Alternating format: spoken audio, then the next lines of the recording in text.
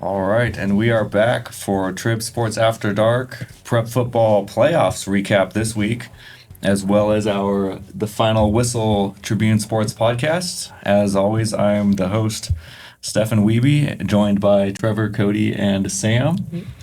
And we'll just jump right into it. Only a few football teams still alive from our area.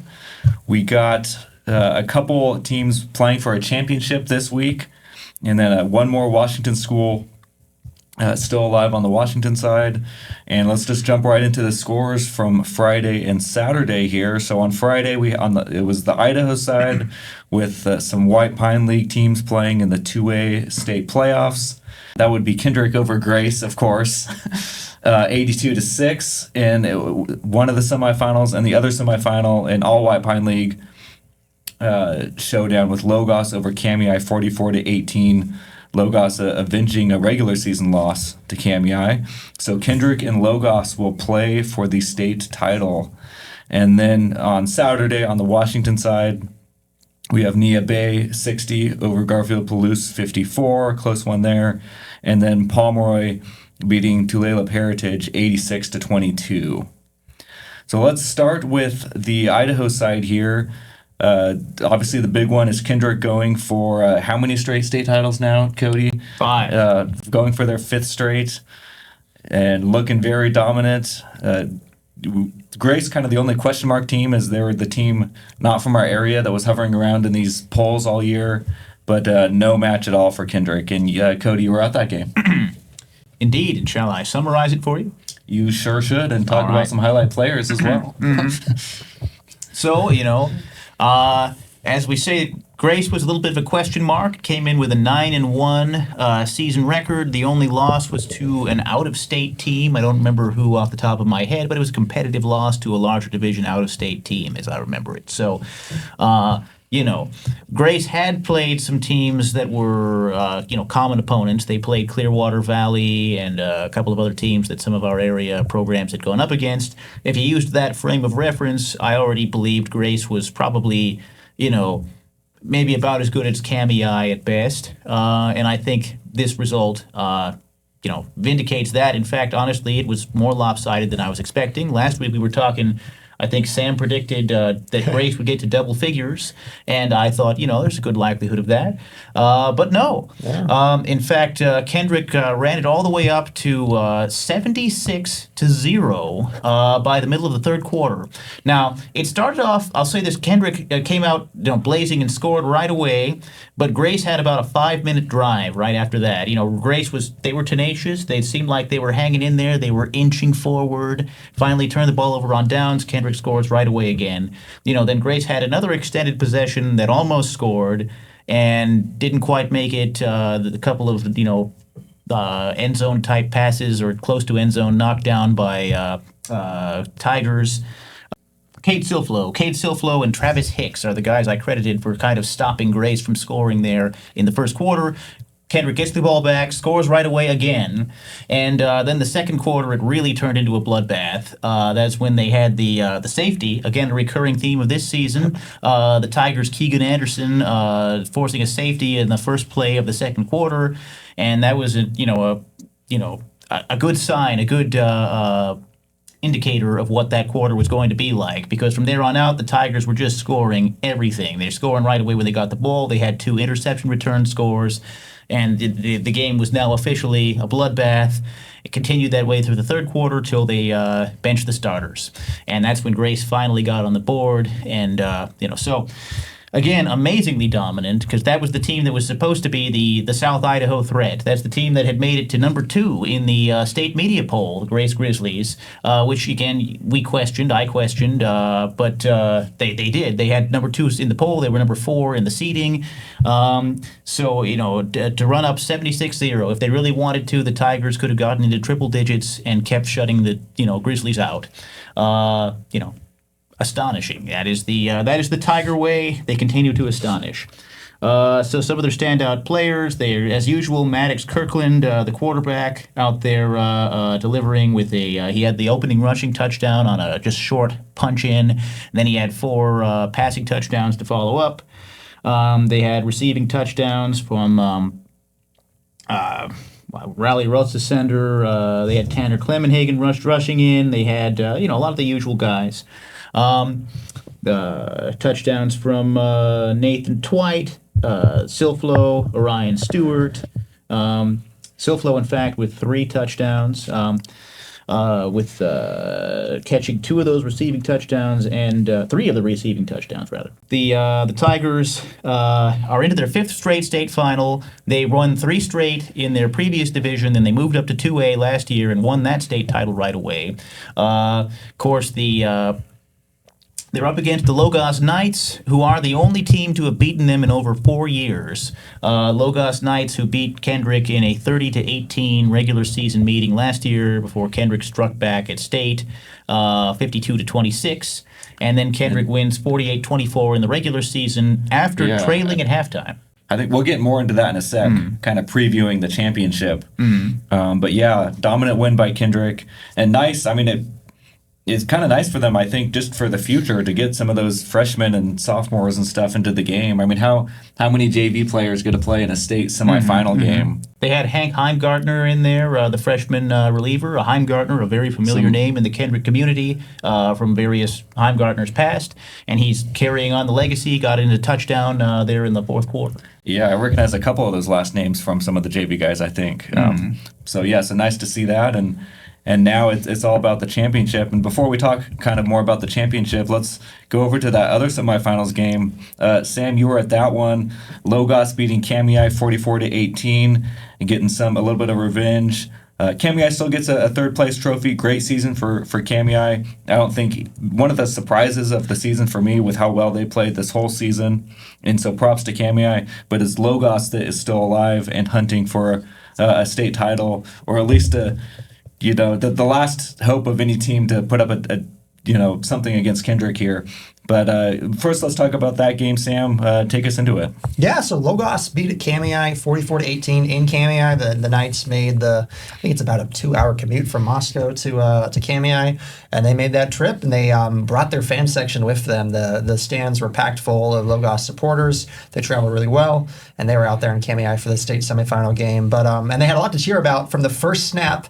Logos quarterback Baxter Covington took the ball 69 yards in the first offensive play. He ran it in for a touchdown himself, and Kamei ended up batting the 2-point conversion pass away, but Logos was off to the races, leading 6-0 at that point. Eventually, Logos led 44-0, and then they took their foot off the gas. They brought in their second-string players, some of their JV guys, and they didn't actually score in the second half. The Cubs shut them out in the second half and kept their starters in for the most part, and were able to put up 3 touchdowns to make it a 44-18 final. But the game was effectively over almost by halftime with the way that Logos was playing. And this was a notable result because Kamei had beaten Logos 22-20 in the regular season. It was a very tight and close, contentious game, but it was Logos that, and Kamei first-year coach Garrison Bretz said that Logos just simply played harder than Kamei, and sometimes it happens, and it's really hard to compete when a team just kind of comes out and punches you in the mouth like that from the get-go. And so, but yeah, a great season for Kamei. We'll talk about them for a little bit. They had Lawson Landmark as a familiar name, as a receiver and another athlete throughout Kamei High School. And as of recording this, he's actually up, I believe, as a Prep Athlete of the Week nominee as well. Yeah, nice. And he had a solid season. Obviously, this game was tough with the Logos defense, but and a nominee from previous, from previous games, I should say. But, and he got in even with that, he got in 3 touchdown passes in this game, and stepping into big shoes. David Clute is now playing for the College of Idaho men's basketball team, was a standout athlete, starting quarterback for Kamei. And Lawson was stepping into those shoes, a first-year head coach, and had a lot of help and also just did a lot to help the Cubs earn that 3rd-place trophy. So a solid season for Kamei, lots to be proud of.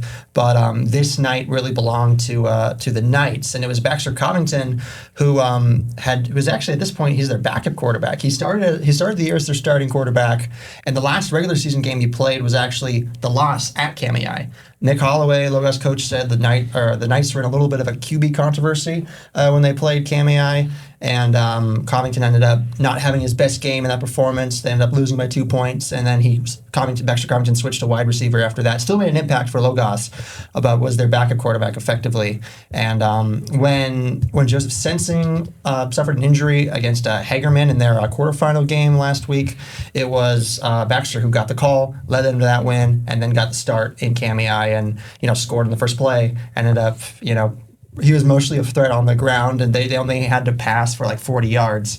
But their kind of hydra of running backs and skilled receivers who could run as well really paved the way to a dominant game and almost like 400 yards of offense. Yeah, I mean, nice to see Covington step in for Logos and have seems like a confident player and stepped on into a big stage here in the playoffs and has played well. I mean, one thing that stands out to me about Logos is they always seem to have, these last couple of years, a lot of different guys playing wide receiver, playing running back, and a lot of those guys graduated. So even this year, it's a bunch of new guys for the most part. I mean, who are some of these other guys that stood out for them? Like, just could you kind of go into some of their guys, because it seems like they're so deep that it's harder. Sometimes it's harder for an individual Knight to kind of stand out a little bit. Totally, yeah. Honor Mallory, he had 100 all-purpose yards, like almost 75 of those on the ground, and he ran for 2 touchdowns and caught another touchdown. He was a standout player for them. They also had Ace Greiser, who was pretty solid for the Knights. Greiser, excuse me.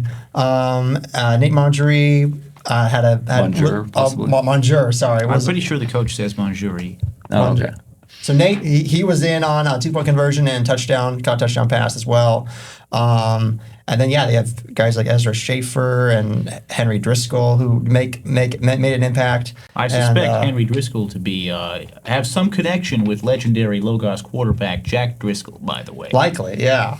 It's the fun thing about these small schools is we see these names pop up over the years, and it's really a testament to these teams and the families. And Coach Holloway, he said that this team is different than last year's team and previous year's teams in the way that obviously you said that they lost a lot of talent from last year. They are almost replacing their entire starting lineup this year, and whereas previous teams were really able to throw the ball and kind of air it out, this team.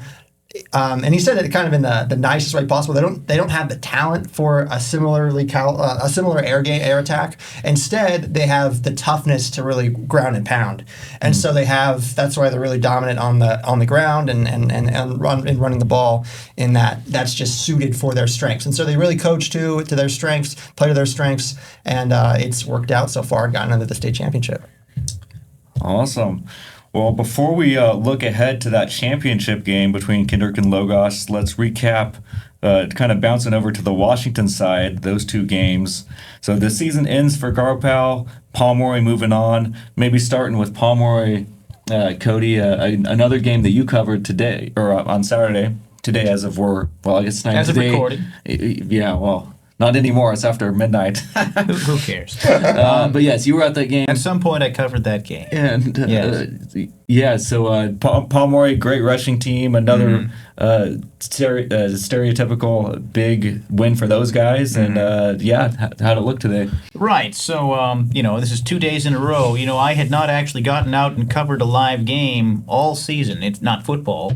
And now, 2 days in a row as the schedule has lightened and I am not needed to be cooped up in the office quite as consistently, with teams dropping out, their season's ending. Anyway, point being, yesterday the Tigers, I'll just draw this contrast. The Kendrick Tigers, they're, very much a do-it-all kind of team. They rush, they throw, they intercept, whatever you want.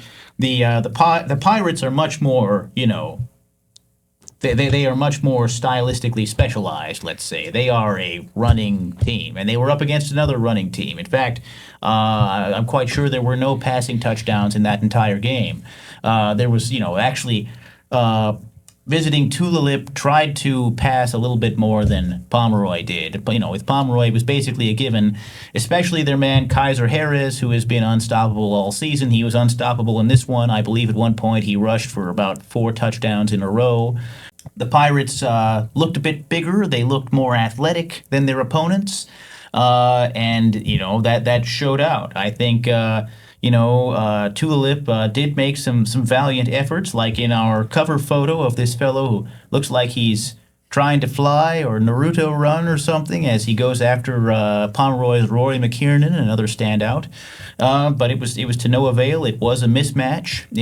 Both these games, especially this being again a postseason, a state tournament game, you think everyone there will be good.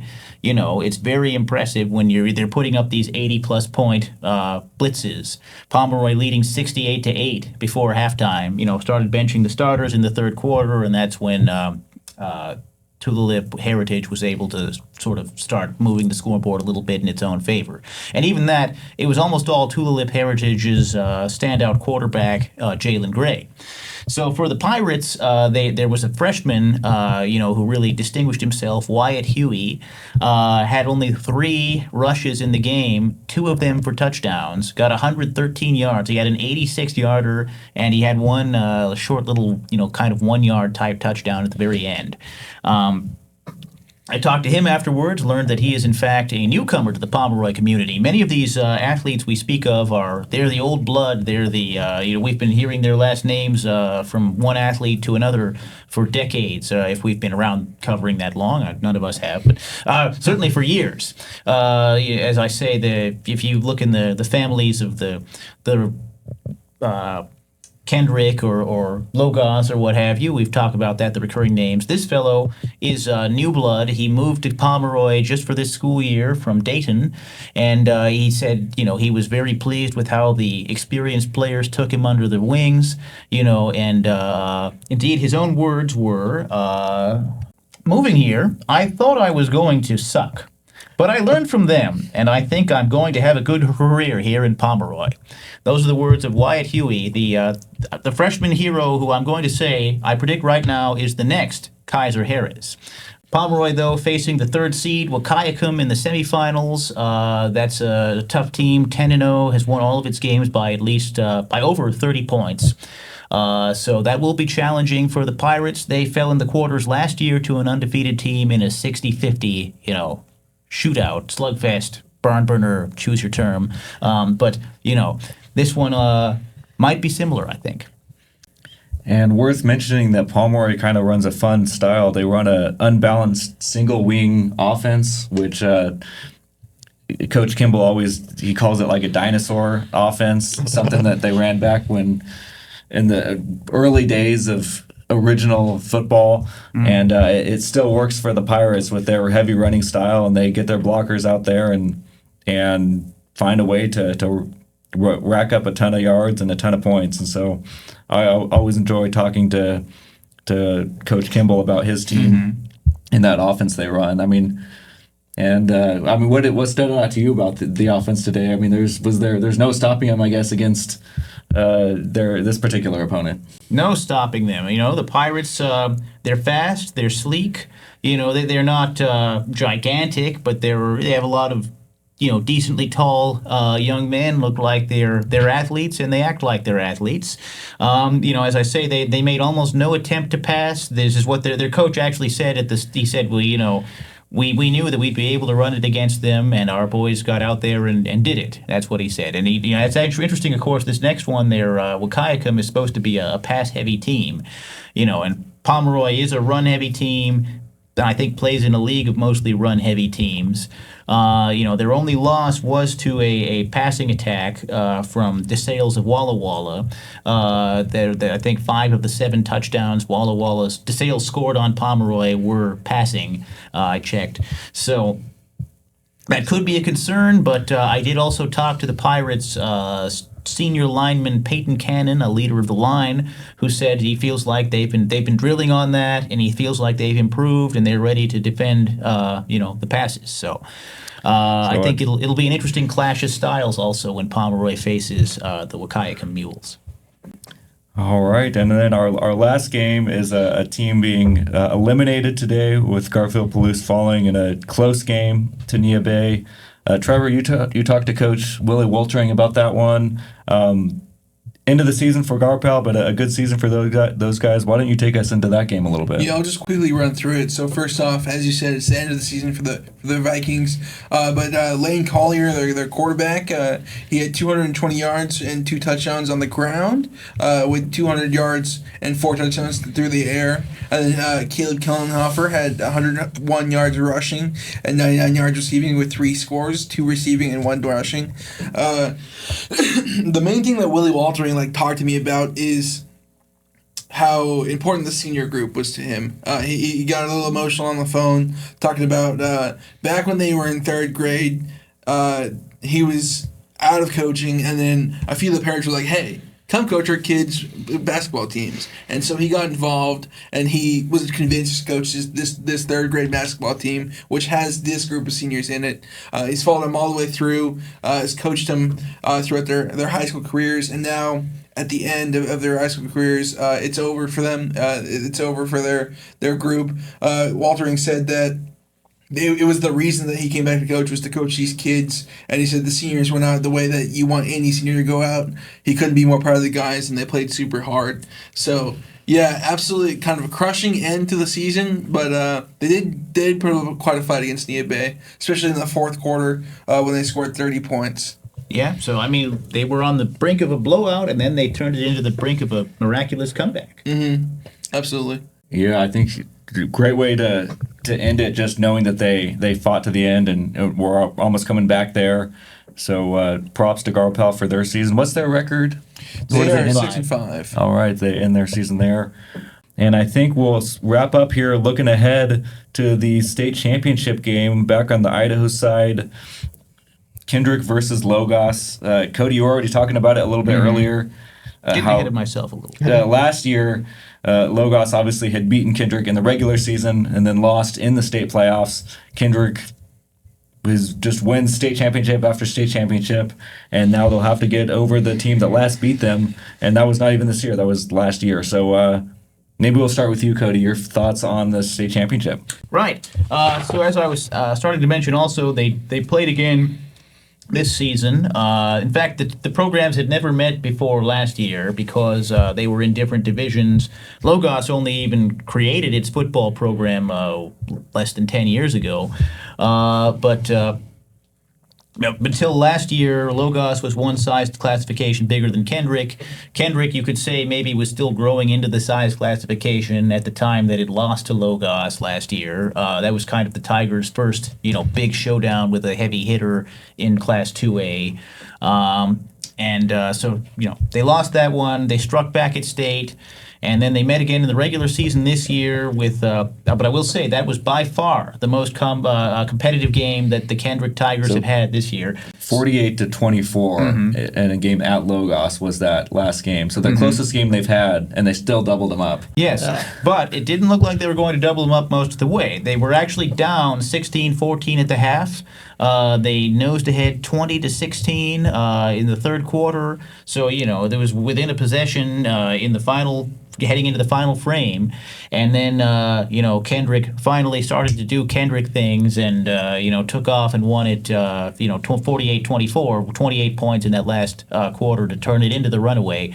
So, and I remember Logos coach Nick Holloway, I talked to him that night, and he felt like the Knights had committed a few unforced errors that kind of helped grease the wheels of that Kendrick surge. He felt like if the Knights had finished a little stronger, maybe it could have been different. I feel like,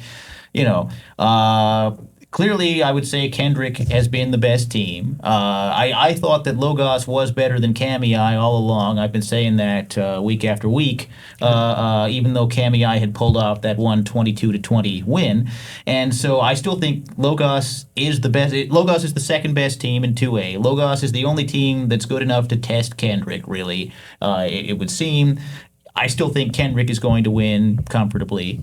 Probably by Kendrick will win by double figures. That's my prediction. But Logos has shown the potential to compete. That's all I can really say. I haven't even seen Logos this season. It's very impressive that Logos, with a mostly new roster of starters, has been able to basically reproduce what it did last year. In fact, if anything, they might be better than ever. Here they are in the state final for the first time.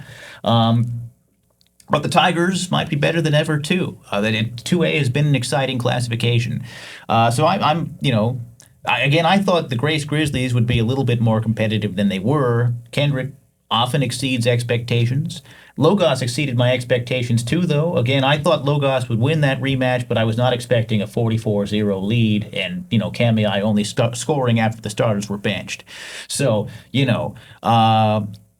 I don't know exactly the style or what Logos does. Well, I'm not even all that insightful in football when you come down to it. I'm insightful in the sense that I can look at these teams' records and results and sort of tell who's better and analyze patterns like that. But when it comes to the dynamics of the game, not really. So maybe Sam has something to say on that. Yeah, so Logos has really proven themselves, and they've admitted that they are a run-first team and primarily will run the ball. And as long as it's working, then they will continue to do that. But the strength of the Tigers is that they will be able to likely limit that run to quite a bit of an extent, and it will force Logos and Logos quarterback Baxter Covington to perform and to make those tough passes. And in that arena, the Tigers are also amply prepared to stand up to that. Now, obviously, we have the prior result. As you noted, Logos led 16-14 at the half until Kendrick stormed back into that one. And it was a case of, as Logos put it, they played up to their standard in the first half, and they slipped in the second half, especially in those last 4 or 5 minutes.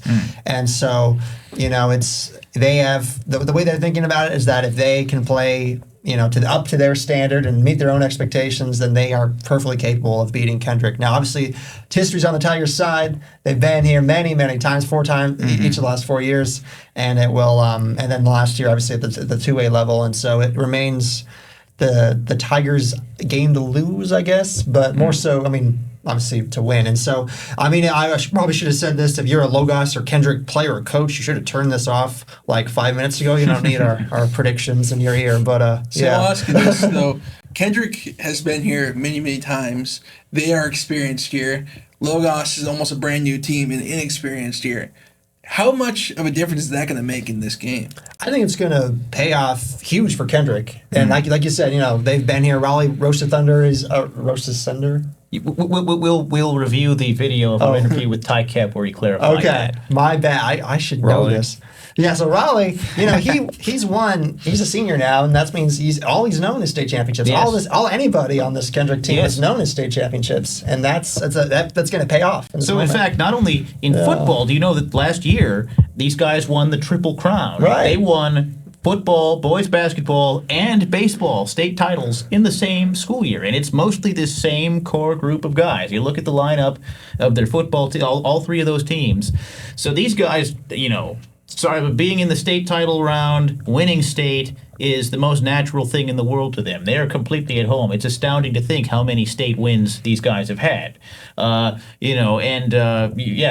Logos, the first time in program history in a state final, and with a mostly new roster of starters. Like last year, they were in the state semifinals. They might have been the second best. I think they were probably the second best team in the state in 2A last year, too. Like they were more competitive than the team Kendrick beat in the final. But again, that was a mostly different group of guys. I think they have about one of the same starters. I'm trying to remember who it was from my interview with Holloway at the start of the season. But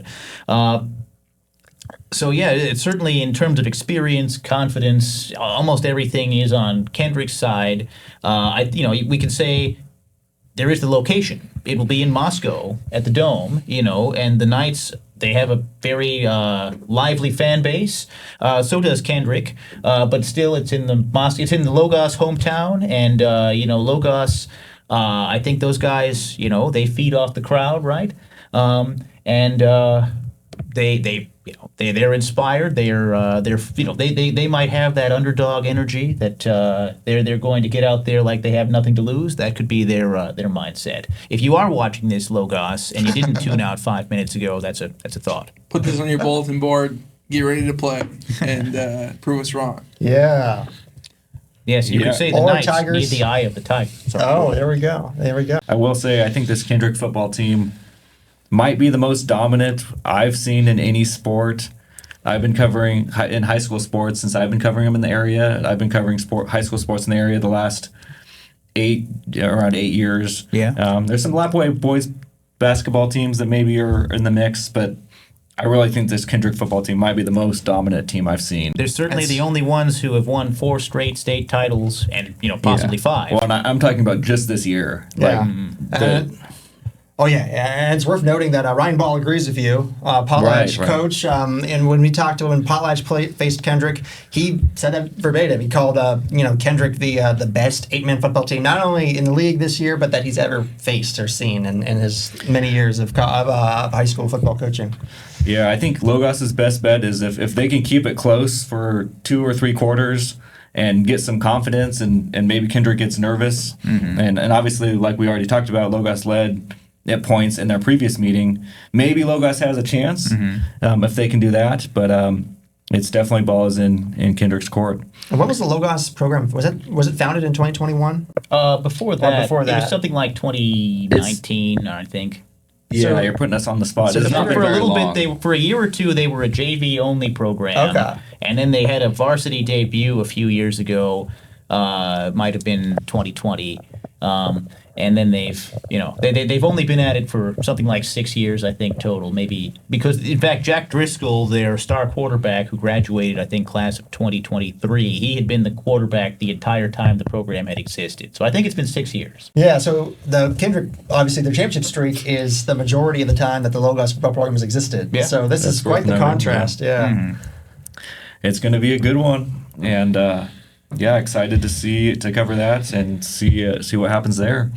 But I think we've talked about all we can say about these two teams and these games, and we will wrap it up here. So this has been our latest edition of Trib Sports After Dark and the Final Whistle podcast.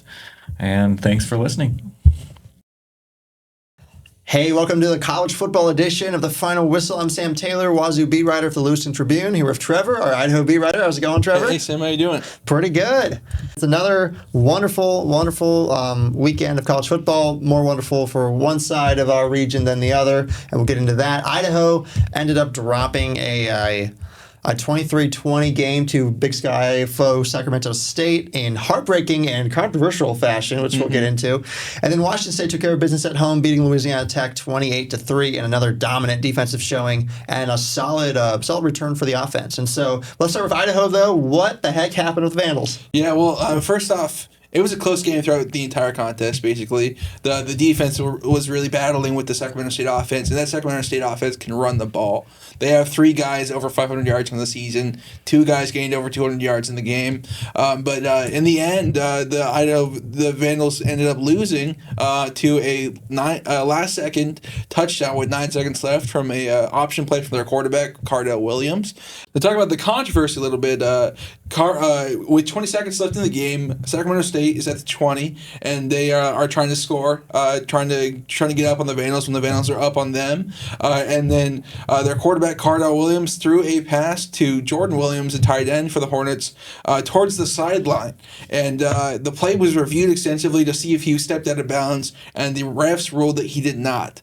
However, in a now-deleted post from Thomas Ford Jr. and just a post from other guys as well, it's pretty clear in the video and the pictures that Jordan Williams stepped out of bounds. He was out of bounds before he landed inbounds.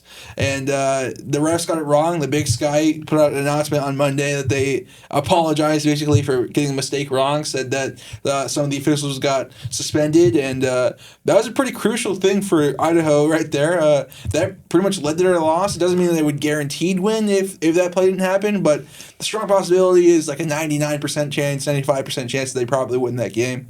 But yeah, that's pretty huge. The one issue with that is even though the Big Sky apologized and suspended their refs, it's still a loss. It's not. They can't go back, play 20 seconds of football, and decide that game.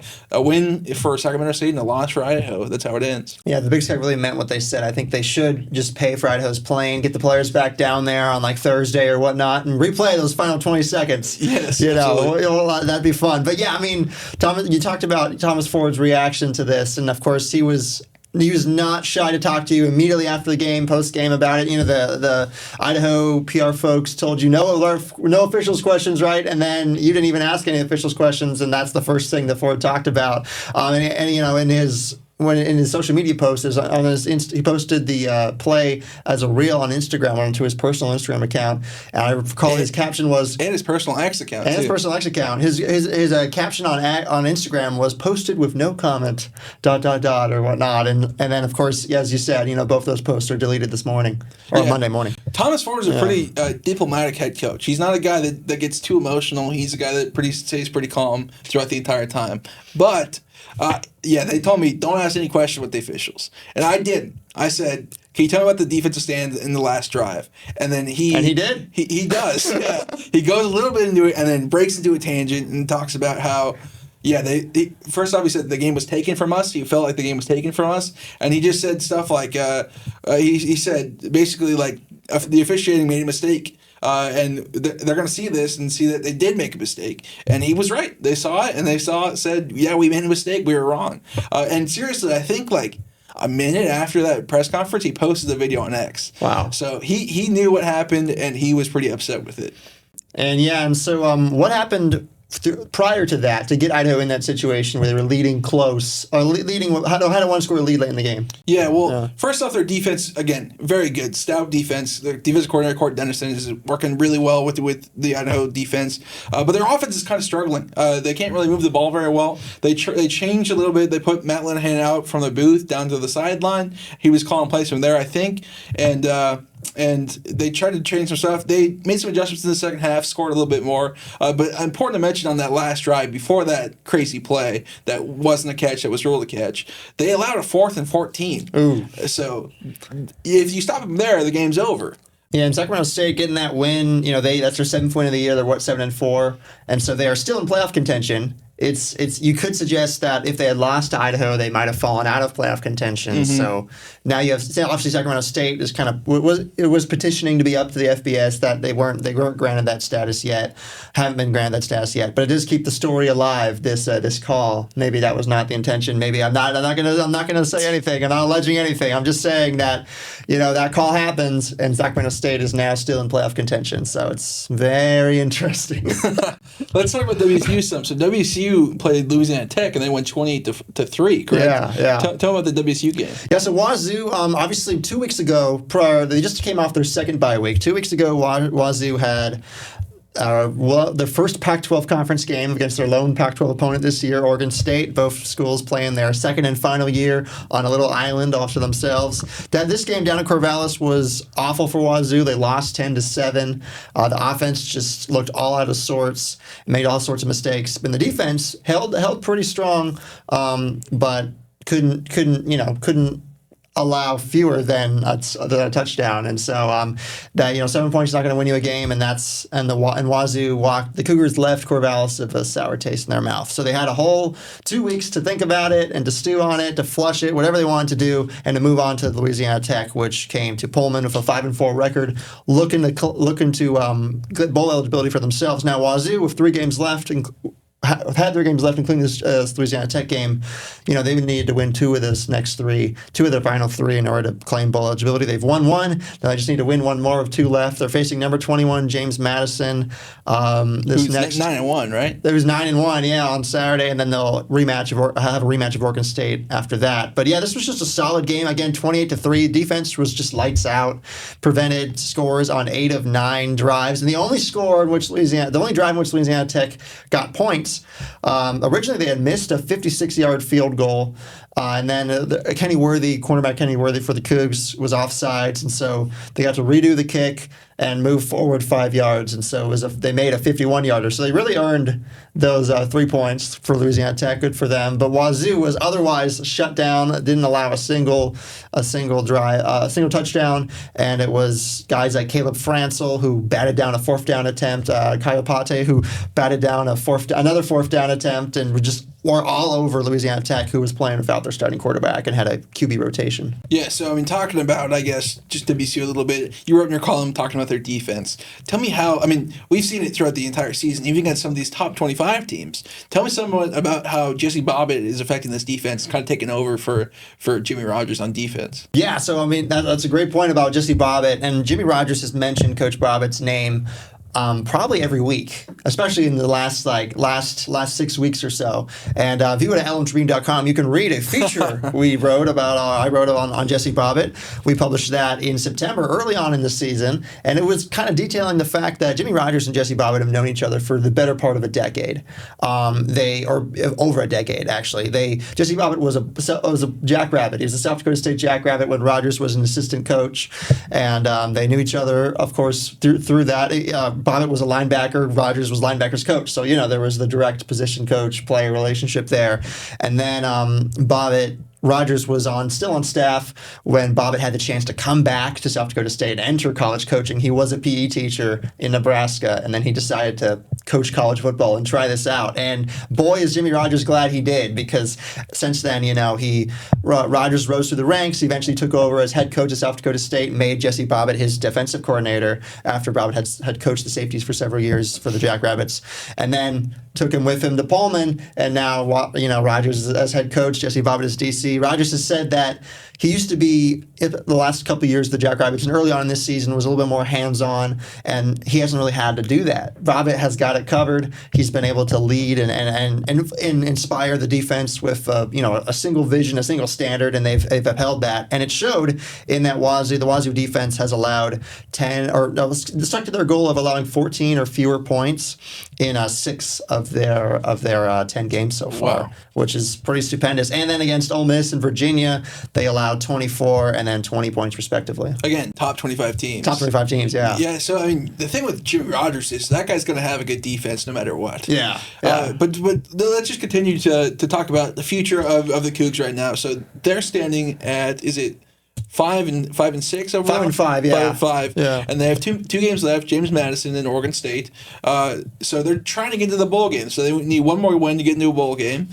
So what does this mean for the Cougs? And tell me about, I guess, the future possibilities of possibly making a bowl game. Yeah, so, James Madison's going to be a tough test. Obviously, we've talked about those Ole Miss and Virginia games, alluded to them a little bit. Both of those were losses. A 24-21 loss to Ole Miss, where Wazoo was, double-digit, 3-score underdogs. I forget the exact amount, but they were not 17.5. I think they were not expected to win that game, and they ended up losing by just 3 points. They were just kind of, obviously, it stung, and they led late and then gave up the lead, and they felt like they could have won. But the players themselves, Johnny Lester, one of their offensive linemen, he said that, they were just no one expected them to do as well in that game, and they did. And they came up short, but it was a great feeling leaving Oxford. And then a few weeks later, a week later, actually, they go east again to Charlottesville, and they have a 10-point fourth quarter lead. They give that up, a combination of offensive mistakes, it's a Eckhouse interception, but still, it's tied 20-20 late in the game, and Wazoo has a chance to drive down the field and kick a game-winning field goal. There's a miscue with the fair catch. Kibbie Voorhees calls a fair catch, but Leighton catches it at the 2-yard line, which means the ball is spotted at the 2. They start at the 2, and they concede Kibbie Voorhees is tackled in the end zone by Virginia, and they concede a game-winning safety. And that is what cost the Cougs on their last East Coast road trip. And so, two East Coast road trips so far, 2 losses. This is their third road trip, and of course their first time back in the Commonwealth of Virginia since that frustrating loss to Virginia. So you got to think that that's fresh on their minds, and they just want, obviously, to win that. Now, obviously, if they don't win that, they still got a chance to beat Oregon State in the Pac-12 rematch. Oregon State, obviously, with Rob Akey, known commodity around these parts with local connections, a former Idaho coach, former Wazoo assistant. He had the Beavers ready to play down in Corvallis, and they beat the Cougars. Now, could he do the same in Pullman? Now, obviously, the Cougs want to make sure that doesn't happen. But 2 more opportunities. They need 1 more win to extend their season and to qualify for what would be their 9th bowl game in the last 10 full seasons. Yeah, the reality is James Madison is a great team. I expect him to lose, but then possibly win against Oregon State. Yeah. Making a bowl game is definitely a possibility for these guys. Totally. Just 1 more win in 2 games. I guarantee you they're driven right now. Absolutely. But thank you so much for listening to The Final Whistle. That's Sam Taylor, WSU beat writer. I'm Trevor John, the Idaho beat writer. And tune in next week for more college football talk and some high school talk. Thank you so much.